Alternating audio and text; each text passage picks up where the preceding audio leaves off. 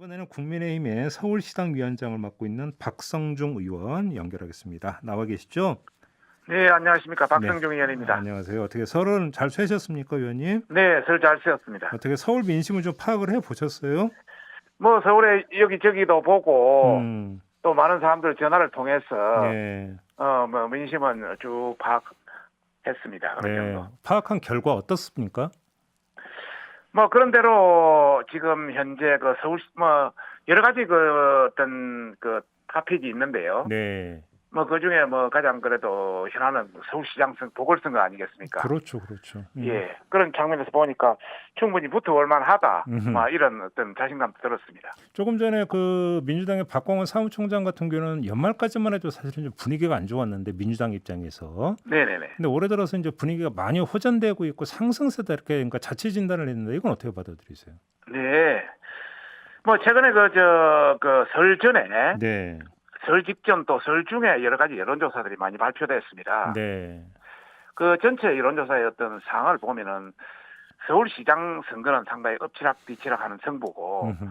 부산시장은 저희들이 여유 있게 앞서는 그런 형태를 나타내고 있습니다. 예, 전체적으로 선거 그 여론조사가 여러 군데 있었지만 입소스 SBS 여론조사를 보면은 음, 안철수나 박영순 두 사람으로 됐을 때는 안철수가 이기는 걸로 나오고 네, 또 그 직전인 YTN 리얼미터 TBS 여론조사를 보면은 박영선 씨가 조금 이기는 걸로 네. 오차범위 내에서 의원님 숫자는 말씀하시면 안 돼요. 안 하겠습니다. 안 네, 하겠습니다. 네, 네, 엠브레이 문화일보도 조사를 보면은 안철수가 그 오차범위 밖으로 이기는 걸로 막 여러 가지 형태들이 나오는데 네, 여하튼 이런 혼전의 형태는 되고 있고 네, 저 민주당이 그 이야기하는 박영선의 상승세라 뭐 이렇게 이야기한 것에 대해서는 저희들도 뭐 어느 정도는 인정합니다. 어, 출마 선언을 하고 나서 예, 여권 세력이 이제 결집이 되고 예, 또 박영선 전 장관의 어떤 경쟁력도 조금 있는 것 아니냐 이런 차원에서 어떤 여러 가지 형태를 띠고 있는 것도 사실입니다. 네, 그런데 이제 저희들이 판단하기로는 아직 국민의힘 자체에서 내부 경선이 이제 막을 제대로 올리지 않았고 네, 삼지대 경선도 아직 뭐 제대로 구도가 확정되지 않았지 않습니까? 네, 그러다 보니까 TV 토론 이번 이벤트도 잘 안 되고 있고 또 안철수 검태에서 TV 토론 어제 무산됐다는 여러 가지 영향 이런 것 때문에 또 그리고 그 여권에서 지금 이야기하는 재난지원금 4차 재난지원금 네, 이런 것 때문에 여러 변수가 있어서 하여튼 저희들은 굉장히 조심해야 되는 선거다. 지금 약간의 오차범위 안에서의 약간 유리하다 해서 이 언제든지 뒤집힐 수 있는 그런 굉장히 그 어떤 조심해야 할 선거다 이렇게 분석하고 있습니다. 일단 여당의 자체 분석에 대한 평을 하나만 더 여쭙고 이제 야당 이야기로 좀 넘어갈게요, 의원님. 그러니까 이제 박광원 사무총장의 그 분석을 종합을 하면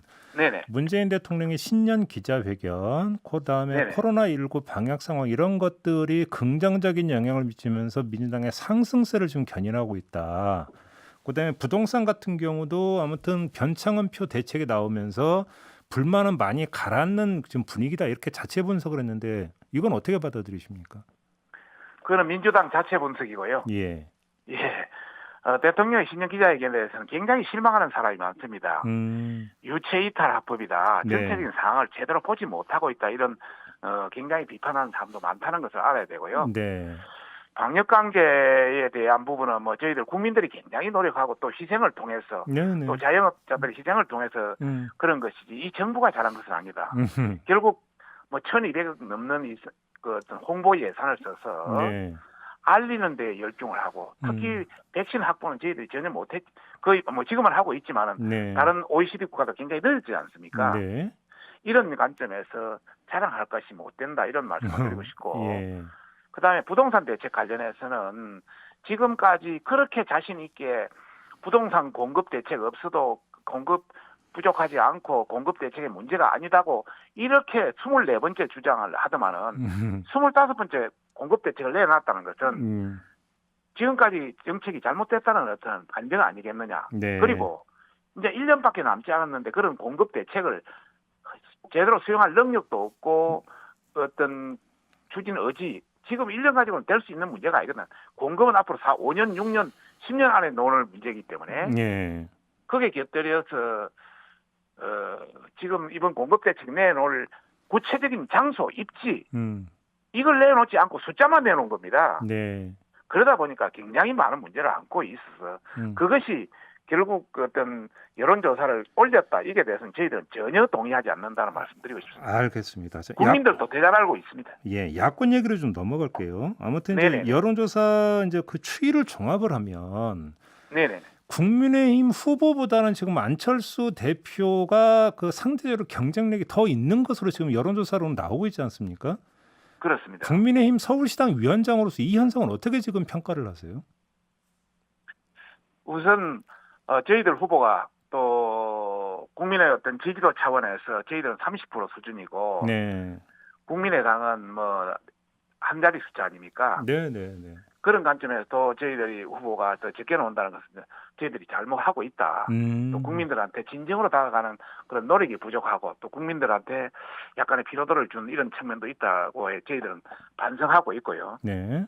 다만 그래도 안철수 후보가 또 오랜 어떤 정치적 어떤 경륜 또 어떤 정치적 활동 이런 것 때문에 개인적 어떤 인지도, 네. 개인적인 어떤 이런 자산을 가지고 이렇게 노는 것 자체만이라도 상당히 다행이다. 저는 그렇게 생각하고 있습니다. 그러면 장기 추세는 어떻게 전망을 하세요? 그럼에도 불구하고 국민의힘 후보가 이제 결정이 되면 네네네. 어떤 건 그 상황이 바뀔 수도 있다고 전망을 하세요? 네네네. 저희들이 지금 뭐 방금 우리 그 진행자께서 말씀하셨다시피 네.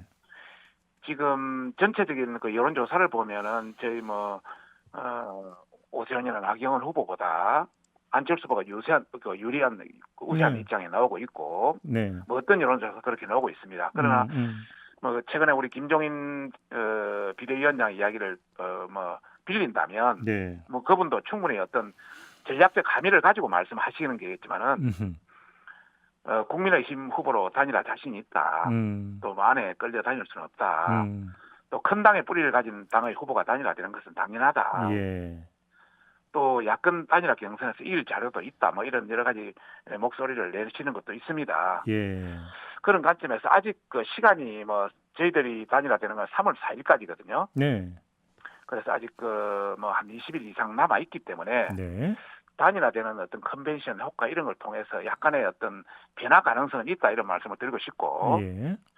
그 김종인 위원장의 어떤 그런 목소리도 우리가 당으로서의 국민의힘의 어떤 비대위원장으로 당 조직인으로서 의 어떤 고심의 현재의 당연한 말씀이고 또 안 대표가 아직 국민의 그 어떤 힘 조직인은 아니지 않습니까? 그렇죠. 예. 예, 그런 차원에서 우리 산업을 만들기 위한 하나의 어떤 여러 가지 흔적 아니겠느냐 이렇게 저희는 평가하고 있습니다. 지금 아직이라는 표현도 썼고 또 우리 사람이라는 표현을 쓰셨는데 그러면 네네네. 지금 위원님께서 보시기에는 이 단일화 과정을 거쳐서 결국은 한 몸이 될 거다 이렇게 지금 내다보시는 거네요. 그러면 그리 돼야 안 되겠습니까? 그럼 지금 이게 합당까지 이제 염두에 두고 하시는 말씀이신 거죠?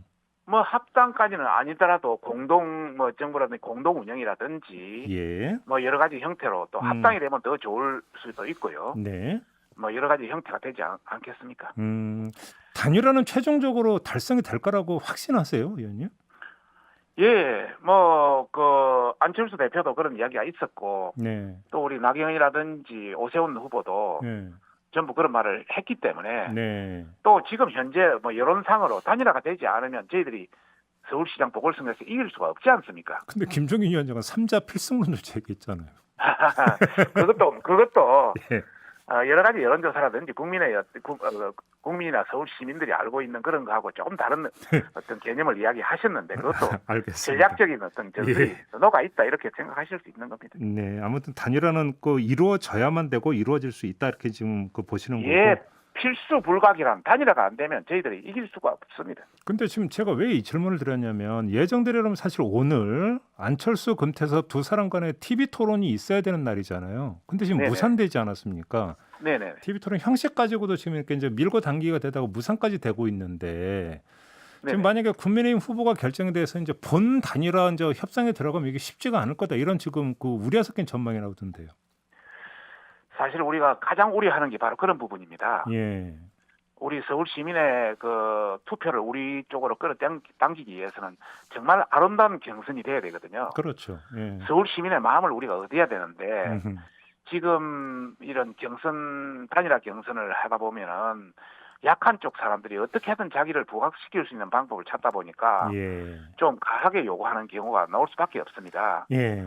특히 안철수 금태섭 후보 좀 아름답게 또 자연스럽게 합리적인 방법으로 했으면 좋겠고 네. 또 이런 게 자꾸 가중이 된다면 예. 저희들한테 악영향을 미칠 수밖에 없죠. 좀 그러니까. 아쉽습니다. 그런데 문제는 이제 그 너무 앞서가는 질문일 수는 있습니다만 안철수, 금태섭 두 사람 간에 만에 하나라도 그러니까 단일화가 무산이 되는 경우가 발생한다면 그 다음에는 본 단일화는 어떻게 되는 겁니까? 그래 버리면? 뭐 저는 잘 될 걸로 생각하고 있습니다. 두 분 다 충분한 어떤 그런 의식과 경험과 지혜를 가지고 있기 때문에 알겠습니다. 예, 그러나 뭐 되지 않는다면 또 다른 방법이 있지 않겠습니까? 마지막으로 이 질문을 좀 똑같이 드릴게요. 그 지금 단일화 말고 서울시장 보궐선거 성패를 가를 최대 요인을 하나만 꼽으신다면 어떤 걸 꼽겠습니까, 의원님? 아무래도 서울시장 선거의 최대 그 변수는 네. 야권의 단일화 아니겠습니까? 역시 단일화입니까?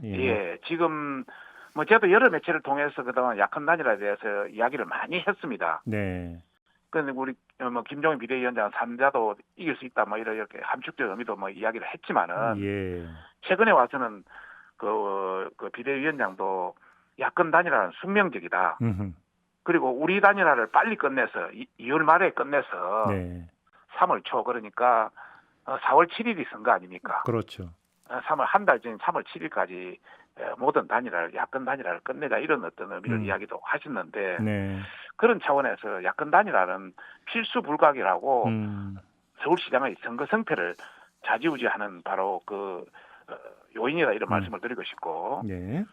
그럼 여권 단일화, 야권 단일화에 대한 여권도 단일화가 있지 않습니까? 네네. 마무리 좀 해주세요, 의원님. 예, 그것도 뭐 여러 가지 여론조사에서 보면은 음. 여권 단일화는 한 52%가 찬성했고 야권 단일화 66%가 지지하고 있습니다. 알겠습니다. 그래서 야권 단일화 굉장히 크다는 차원이고. 결국 야권 또 두 번, 잠깐만요, 의원님. 이제 시간이 다 돼서 마무리를 해야 될 것 같고요. 네네. 아무튼 최대 변수는 단일화다 이렇게 정리를 하겠습니다.